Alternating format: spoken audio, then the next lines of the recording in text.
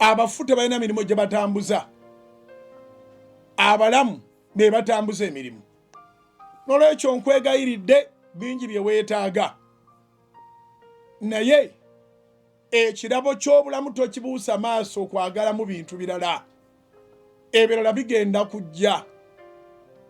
Obulamu bukozeseeko ebintu bisatu. Ekisooka yagala Katonda, kubanga y'ensulo y'obulamu bwonna bwe tulina.